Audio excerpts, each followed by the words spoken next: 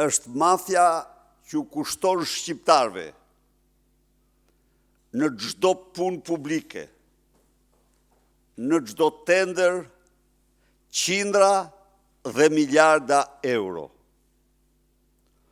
Sot unë kam zgjedhur të ndalem para qytetarëve shqiptar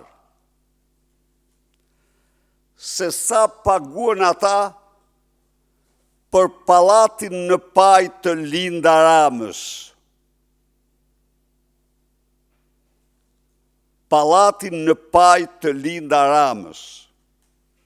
Pallat për të cilin Linda Rama dhe bashkëshorti i saj, kryehajduti i kombit Edi Rama, nuk janë në gjendje të paraqesin qoftë dhe një faturë të vetme, tatimore, doganore, ndërtimore, mjedisore apo të çdo lloji. Pra, pallatin Paj i ndërtuar në sheshin e pallateve në tokën e tyre. Kjo është, do të theksoj, ajo ka qenë tokë e familjes Basha. Basha është mbiemri i vajzërisë së zonjës Rama. Pra, ndërtuar në sheshin e pallateve në kundërshtim me çdo kondicion urbanistik. Kundërshtim.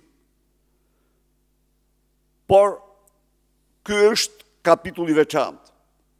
Kapitulli tjetër është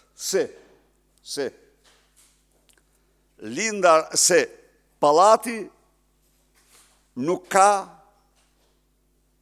zonja nuk paraqet dot qoftë dhe një faturë të vetme për pallatin 5 kate mbi tokë, sa ka në tokë, shkoni kontrollojeni.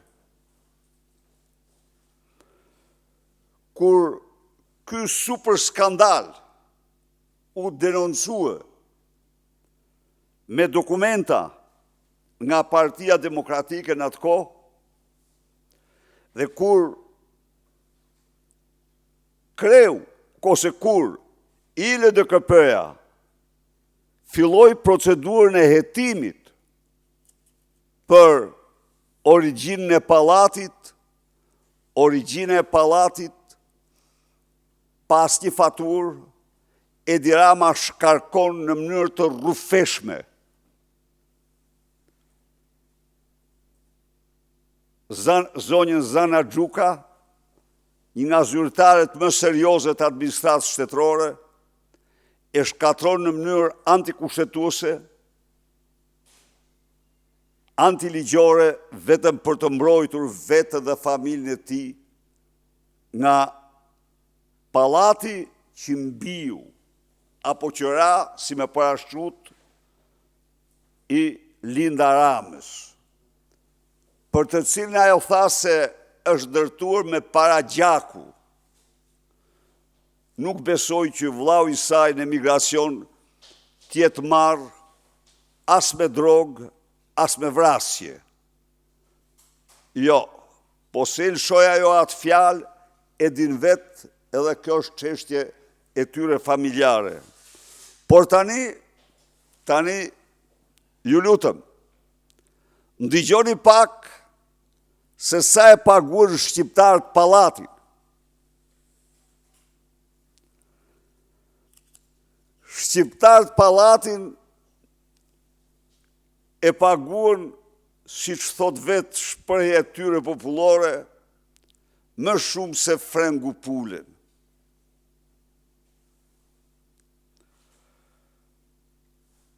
Shqiptarët kompanin që ndërtoi pallatin, kompanin 2T, të famozit Sako, vllaut të komandantit Gardës, aktualisht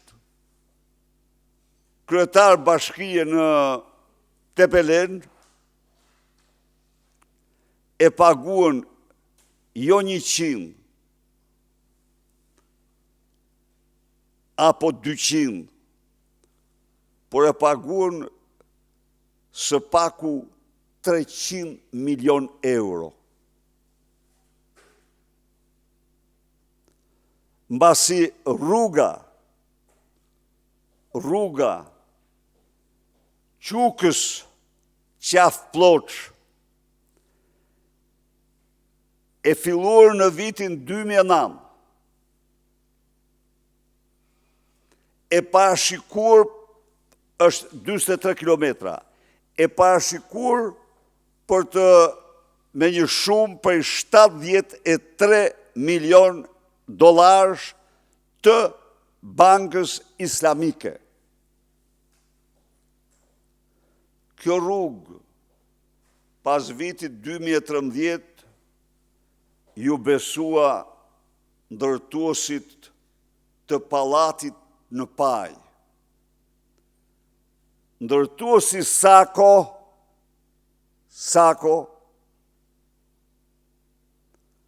në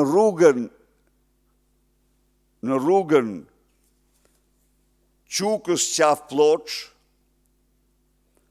arriti të fryjë çmimet.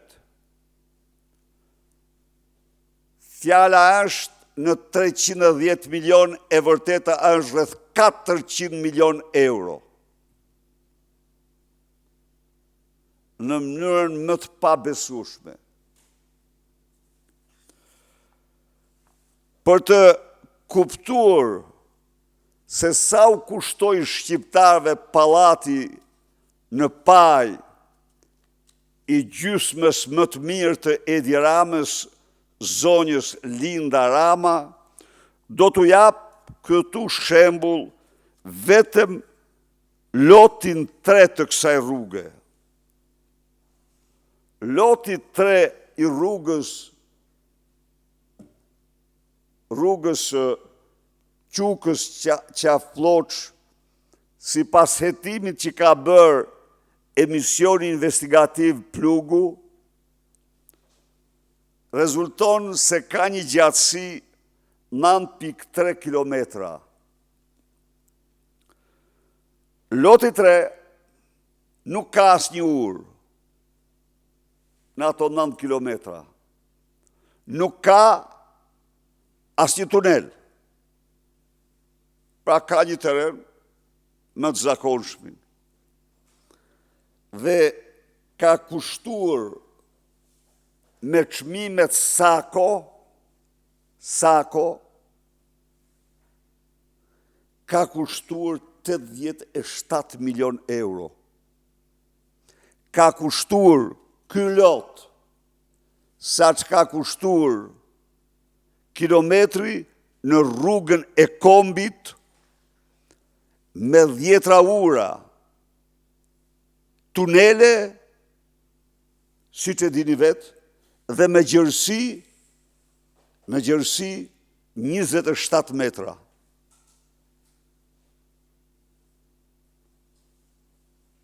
A e besoj se del shumë e qartë, se çfarë hajdutësh të shpërftyruar janë këta. Pra 9 kilometra rrugë, me gjërësi 10 metra rruga, kushton sa rruga e Kombit, mesatarja rrugës Kombit, me tunele dhe ura, kjo pas një tunel dhe asnjë urë.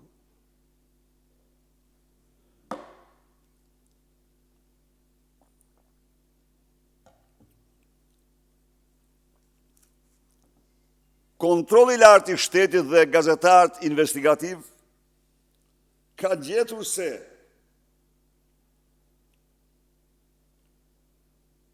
parat, ja u kam thënë këtu disa herë, parat e parashikuara për përforcimin e skarpateve, që është një kusht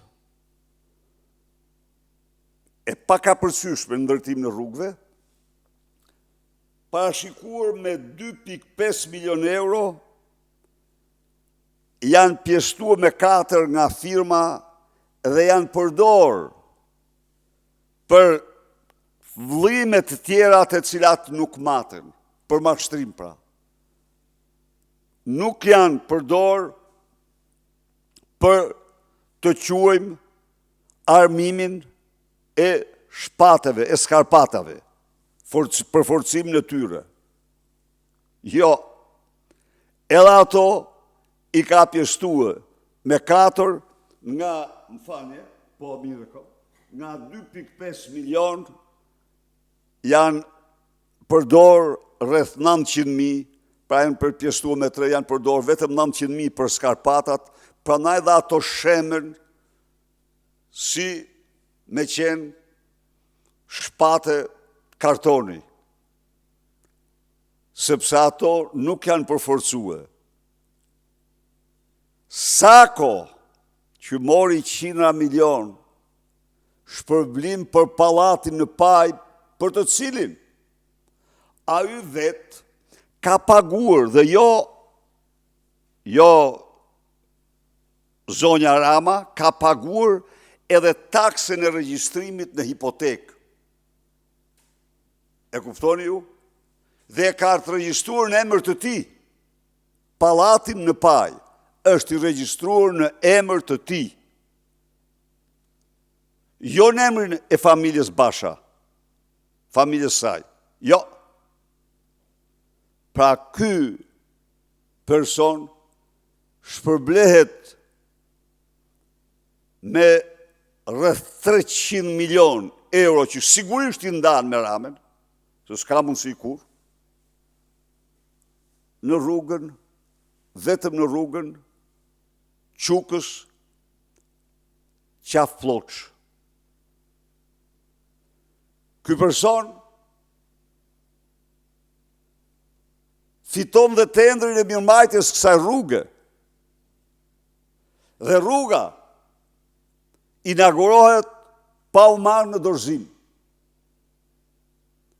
Pra, ajo vallja Rama Balluku me daullë dhe me gërneta, në inaugurimin e saj ishte një show i turpshëm, sepse rruga, si pas supervizorit, s'mund të mirë në dorëzim. Nuk plotëson të kushtet për të marrë në dorëzim.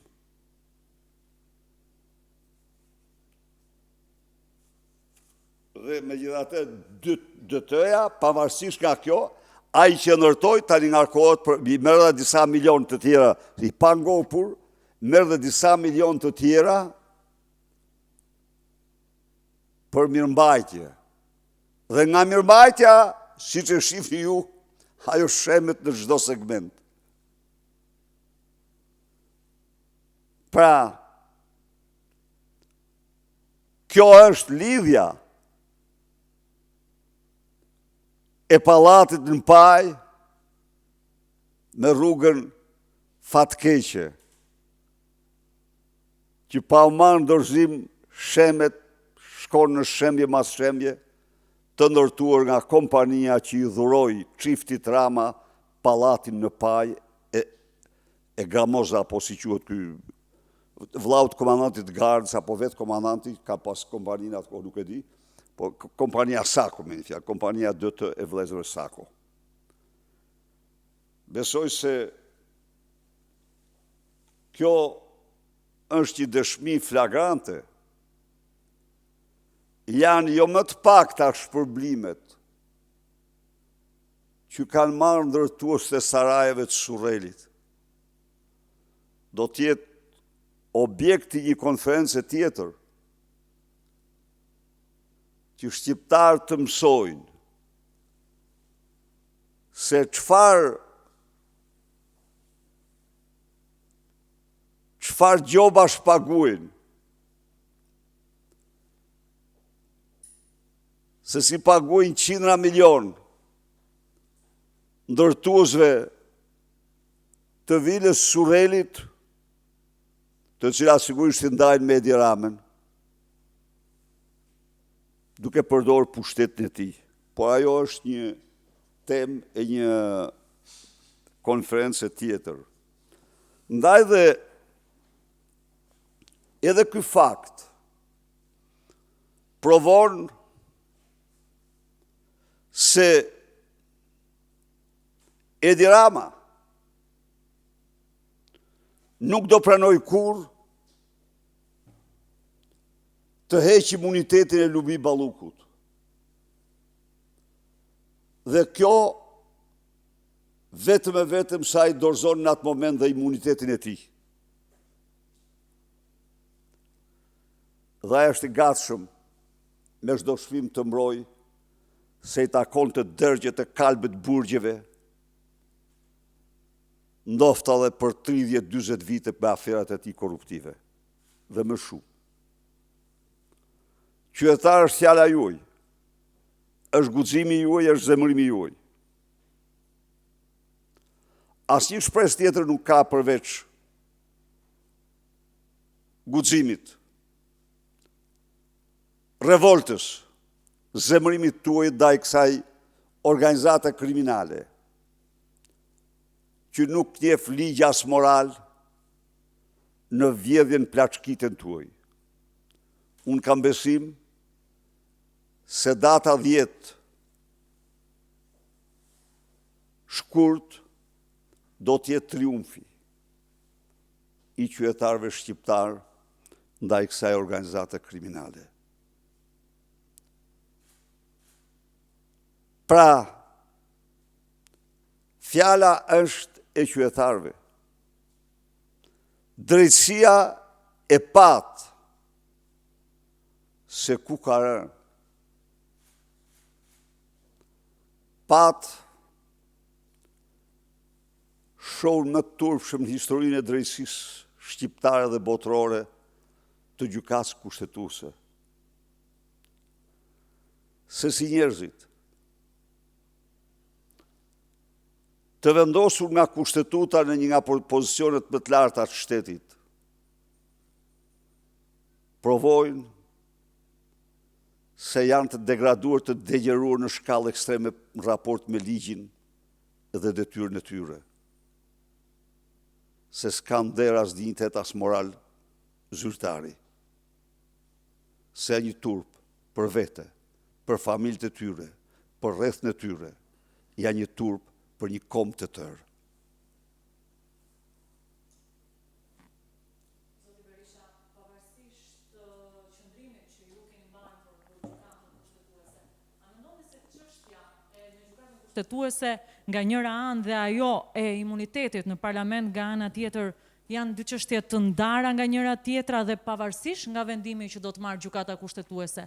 Kjo lëvizje e Edi Ramës është për të evituar përgjegjësinë direkte të tij që ai vetë ka dhe parlamenti për heqjen e imunitetit të Ballukut. Faleminderit.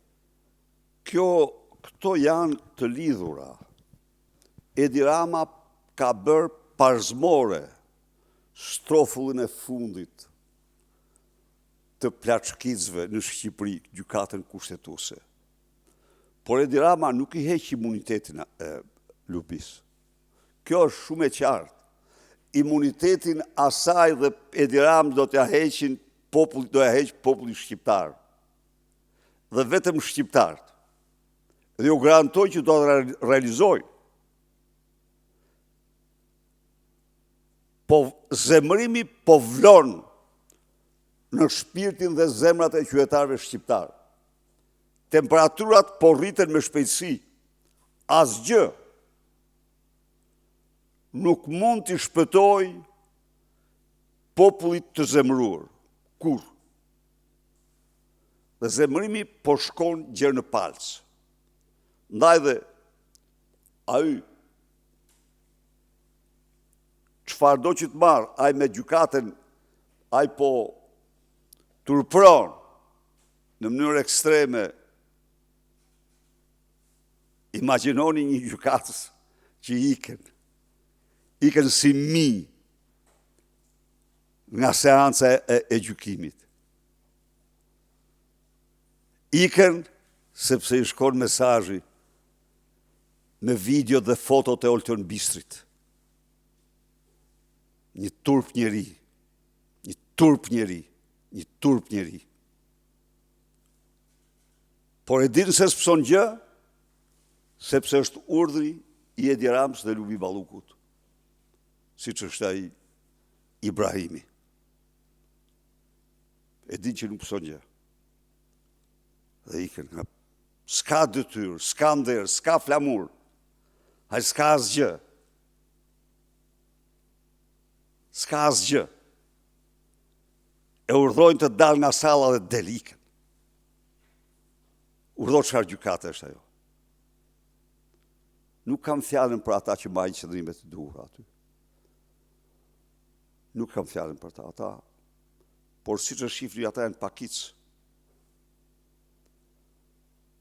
Ata janë pakic. Ata janë kot aty. Cila do të jetë strategjia e protestës së opozitës në 10 shkurt dhe apo shkon Partia Demokratike drejt protestave të qëndrueshme? Strategjia e Partisë Demokratike është absolutisht betejë gjerë në rrëzimin e Edi Ramës. Edi Rama nuk ka më legjitimitet. Ne, për çdo qytetar, ne shohim një zgjerim të madh të mirëkuptimit. Dhe jemi shumë të inkurajuar, shumë mirënjohës ndaj qytetarëve. Sepse një qytetar që të zemrohet ndaj pushtetit të tij, pushtetit të vendit të tij, do të ketë motive të forta. Dhe qytetarët e kanë kuptuar se kanë motivet më të fuqishme që mund të ekzistojnë. Qeveria nuk ka legjitimitet. Ka shtruar zgjedhjet në fars. Motivi i dytë, qeveria ka vjedhur qindra dhe miliarda euro. Dhe jo vetëm që nuk do të ndjej përgjegjësinë, por bllokon drejtësinë. Janë dy faktorë madhor që delegitimojnë çdo pushtet. Dhe shqiptarët janë të vendosur që të ndahen një minutë më parë me çdo çmim nga një pushteti pa ligjshëm si ky që është sot.